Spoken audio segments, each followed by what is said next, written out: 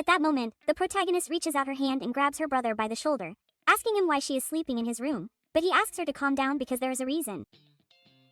And at that moment someone calls the princess. It is Liliana, who arrives just in time, since Yvonne was going to kill her brother. Liliana asks to be allowed to explain, and she mentions that a few hours ago, watching us watch the strong glare of the sun outside the castle and also watching it inside. Since Liliana was working in the studio as usual, we can see that her pen broke. And due to the intense heat, the studio was very hot to the point that she sighed from being suffocated, and the window was open, but there was no wind blowing. And so, to cool off, she went for a walk in the garden, but the protagonist asks her to wait and asks her why she is dressed like that in that heat. Liliana mentions that it was because she felt uncomfortable while she was working, but not because others saw her. The protagonist says that it is fine and asks her to continue. Liliana continues to mention that she was heading to the garden, and yes, we can see how sweaty and dizzy she looked. At that moment, apparently, she collapsed and woke up in a bed. Well, she mentions that when she woke up she was in the young duke's room, but he himself becomes alarmed and asks her if that's all and shouts, asking if an explanation is needed. He looks somewhat terrified, but Liliana says that she thinks she fainted from the heat and so the young duke helped her. He asks her sister if she heard him and asks her why she's looking at her that way now. The protagonist says of course, but that still doesn't explain what Liliana is doing in her room because she has her own room. Well, this leaves the protagonist's brother without foundation, but he says that it was a situation, and Liliana looks somewhat happy returning to the moment of the collapse because she thought she was dizzy and her body temperature rose too much. She coughed as she lay on the floor and thought that there was a big problem. This while she was unconscious, asking for someone to help her. But people only watched her while she listened to the murmurs, as they said that someone had fainted and another asked for someone to wake her up. But someone put in a but because he heard that she has a serious skin disease and, well, they left her dying there, wondering what she was waiting for, because she is still just a monster and no one will help her. At that moment we see someone arrive, a person who asks Liliana if she is okay. This surprises her and we see that this person takes her kindly. This same person is the protagonist's brother, who tells them that they have closed minds and if it were something infectious, Ibone would have caught it. Liliana thinks about the young master and thinks that there is no way. Remembering that moment when he had nausea. This was because of the drinking, remember, she thought it couldn't be, but the protagonist's brother says that in fact, and all that needs to be done is take her to the doctor and he will take care of it himself, asking them to get out of his way. Liliana opens her eyes again and yes, she was already in the protagonist's brother's room. She wondered if he had fainted or where he was. At that moment, she turned to the side and there was the protagonist's brother creating a magic ball with his hands. Liliana was surprised to see the young duke. He asked her if she woke up and told her that if she moved quickly she would feel dizzy. And yes, that's what happened. Liliana asked where she was and the young duke said that she was in her room. At that moment, Liliana said she was sorry and apologized and said to go to her room immediately. She looked a little pale, but the protagonist's brother said he had heard that her room was like an oven and the doctor said that she should rest in a cool place. Liliana thanked him for his concern, but put a but, because her sweat could dirty her bed. At that moment, a strange scene ensued and we see the paleness of the protagonist's brother's face. He tells her no and emphasizes that she is wrong because he did not touch a single hair of hers. The doctor did everything. But Liliana says she didn't suspect that, and the protagonist's brother says that then he asks her why she looks at someone that way. He said he would go out at that moment, so he asked her to rest because he would return later. Liliana asked him to wait and thanked him for his help, saying that nevertheless the young duke asks her if she doesn't hate him. He asks her how she hates him, why she thinks that, but Liliana says that she suddenly remembered their first meeting. This disconcerts the young duke.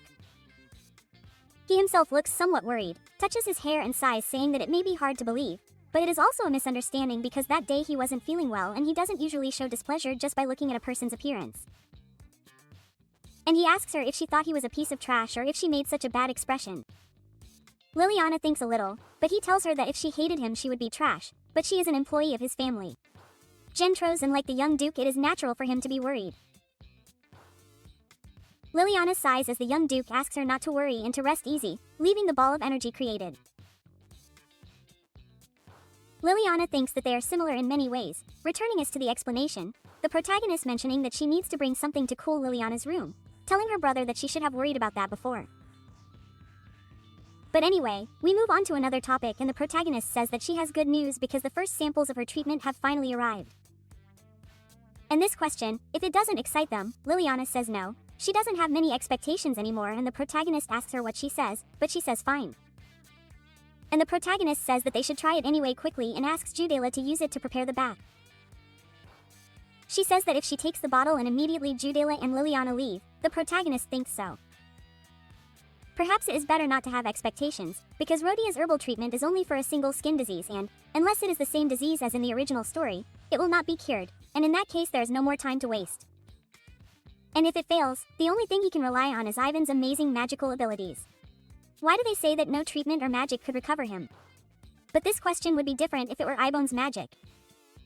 This while she grabs a certain box, because if she eats that and recovers some of her magical power, she wonders if maybe she could find some clue. We see that Jillo that the Eel Duke gave her a few chapters ago, putting a but, why did her first gift go away? She falls silent and we cut to another side where Liliana's bathtub is already prepared. Udella says that that's it, immediately yelling at the princess. And Bon enters and asks what's going on, did something happen? And Udea asks her to look at that while we see Liliana in different conditions and a certain steam surrounding her skin, as it slowly began to heal. Liliana calls the princess, who asks her how she feels and Liliana says that it is definitely different from the source of the sun and she really is better. At that moment a sound is heard. Judela falls to the ground crying, surprising everyone. But Liliana says that she is actually fine now and is very grateful. This while Judela cries and the protagonist puts one of her fingers to her nose watching this scene with motivation. She stares out the window and something puzzles her. Is this white dove that is carrying something around its neck? She takes what looks like a letter while the dove flies away. Because that is what it is and the protagonist says that a few days ago she sent Carol to the Information Guild and asked her to do some research and she still does not have all the information and she just received some of it. The protagonist asks them if they know what that is, a letter that explains the composition and the year of creation of the sun bath. And Liliana says that that means it is about the nutritional supplement. The protagonist says exactly. And asks her how much she knows about that nutritional supplement. Liliana says that she does not know and if she takes it, her symptoms will improve a little and she continued taking it to survive. The protagonist asks her if she said that the Cardin family was envious of them, because honestly when she said it it seemed strange to her. She says she'll be direct because she found it strange that they cared so much about her, a girl who was nothing more than a fallen noble. So she did some research on the supplement and Carol asks if she knows what she discovered because it has an ingredient that weakens the skin and at first it seems to improve and soften the skin, but in the end it turns into a weak skin that gets hurt with the slightest stimulus, exactly like her skin disease. And then, but Liliana asks if that supplement is the cause of her skin disease. She looks terrified and asks why the Cardin family would do something like that. The protagonist asks if the onset of her skin disease wasn't quite timely, because the Cardin family intervened in her succession and Carol even sent her some research to back it up. And the current Viscount Ron and Arturo and the Cardin family. Is there evidence of collusion? Liliana asks who the hell did that. Because the person who supplied the nutritional supplements to Liliana and the person who colluded with Martha are the same person. Duke Cardin's lover, the true hostess who rules over the Cardina family, Lentia. Liliana looks somewhat somber when she mentions Mrs. Alentia's name. Liliana says that it's not possible. It can't be like that because that person is her aunt. Both sisters look very shocked. And Liliana says that she supported her until the end and she gave them a place for their family who almost ended up on the streets. The protagonist falls silent and asks her if there is anything she can say and asks her to think in detail about what happened when her skin disease first appeared.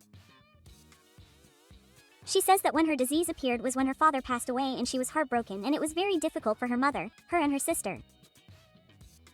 At that moment, Liliana says that now that she thinks about it, because at that time her aunt suggested that she take a trip to a hot spring and after the trip, the protagonist suddenly asks her if she developed her skin disease. She falls silent and we see Udea stand up while wiping away her tears. She screams that her aunt did it for that idiot and it's clear that he set it all up. She saw them because Arthur and Aunt Alentia were meeting in secret and she was young but she realized that they weren't behaving normally and that's why her family has been miserable.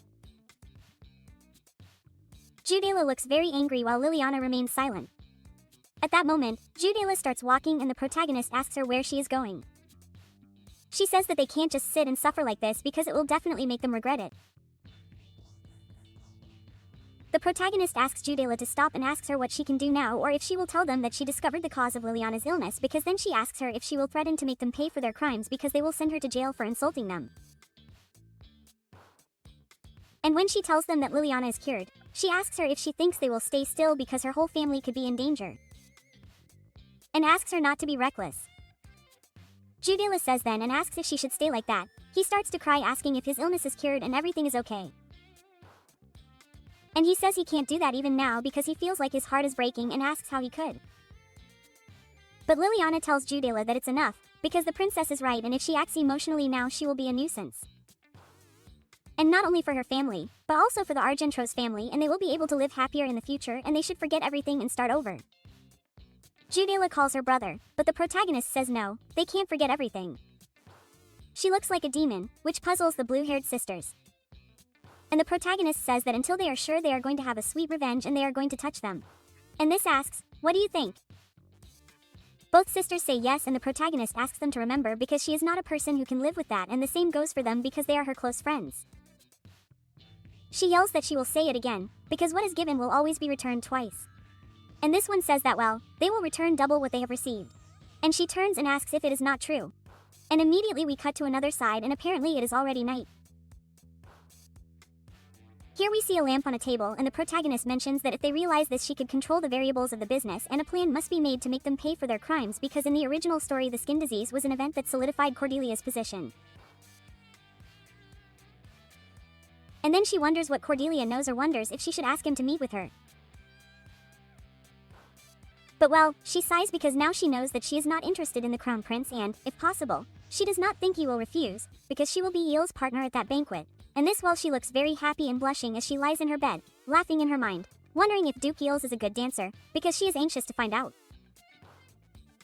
But at that moment, while it's raining, something comes in through the window, something we've already seen, something that's heading towards the protagonist.